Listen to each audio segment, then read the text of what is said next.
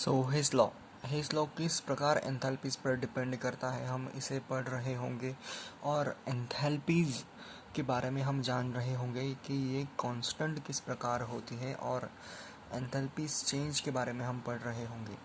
तो his law को सबसे पहले मैं डिफ़ाइन कर रहा हूँगा। आपको ये जो डेफिनेशन है आपको एग्ज़ाम में लिखनी होगी। अगर आप क्लास 12th की बात करें तो हिज लॉ को आपको डिफ़ाइन करना आना चाहिए। इस डेफिनेशन को आप लर्न कर लीजिए। तो इसे हम शुरू करते हैं। अकॉर्डिंग टू हिज लॉ, हम हिज लॉ के बारे में बात कर रहे हैं।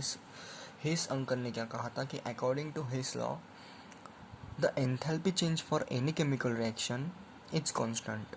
इन्होंने ये कहा था कि जो एंथैल्पी चेंज है for any chemical reaction it's constant, whereas it happens in one step और it happens in multiple steps. फ़र्क नहीं पड़ता यार कि ये एक स्टेप में हो रहा हो या फिर ये मल्टीपल स्टेप में हो रहा हो। तो enthalpy change is state function. मतलब कहने का मतलब यही है कि enthalpy is a state function, यानी कि फर्स्ट यानी कि इनिशियल और फाइनल पोजीशन पर ये मैटर करता है। तो इसी प्रकार हम इस एग्जाम्पल को देख रहे होंगे, जो कि है अगर आप ए से लेके बी जा रहे हो तो इस केस में आपका एंथैल्पी चेंज जो है हमारा ΔH1 आ रहा होगा।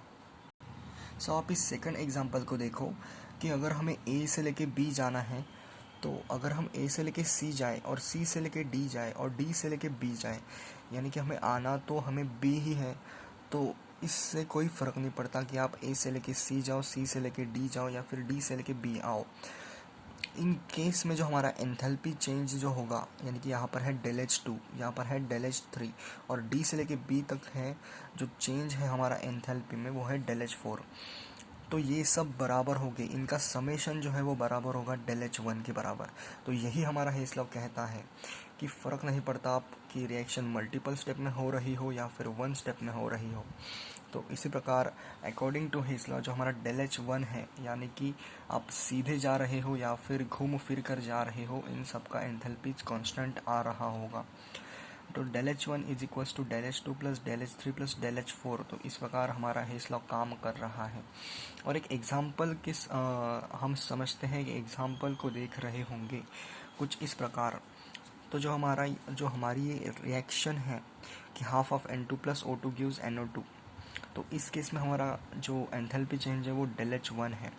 तो इसी प्रकार मैं ऐसे ना जाकर कुछ ऐसे जाऊँ कि NO2 plus half of O2 gives NO। इस केस में जो हमारा चेंज इन एंथैल्पी है वो ΔH2 है। और जब इनकी रिएक्शन हो रही होंगी तो हमारा NO2 बन रहा होगा, यानी कि हमारा मेन गोल जो था वो NO2 था। तो इस प्रकार जो ΔH1 है वो बराबर हो जाएगा ΔH2 प्लस ΔH3। तो अगर आप इसे एकदम, आप मुझे एक बात बताना, जब आप सुबह उठकर स्कूल जाते हो तो एक्सीडेंटली क्या होता है कि हमारे दोस्त का फ़ोन आता है कि यार आते वक्त मेरे घर से, हाँ हम दोनों स्कूल जाएंगे। यानी कुछ इस प्रकार आपका ये घर है, ये स्कूल है, तो ये हम आपके दोस्त हैं सी और डी। तो वो कहते हैं कि तू मेरे घर से आ, अपन साथ में स्कूल जाएंगे। तो स्कूल तो यार सबको जाना है, यानी कि आपको भी आपके दोस्तों को भी। लेकिन आप घूम फिर कर गए लेकिन आपको जाना तो स्कूल ही था। तो इसलिए इस पाथ से हमें कोई लेना देना नहीं। स्टेट फंक्शन है ये, इसलिए एंथैल्पी को हम इससे रिलेट करके आगे बढ़ रहे होंगे। तो इसी एग्जांपल के साथ आप इस हिज लॉ को समझ सकते हैं। और तब तक के लिए okay bye, best of luck.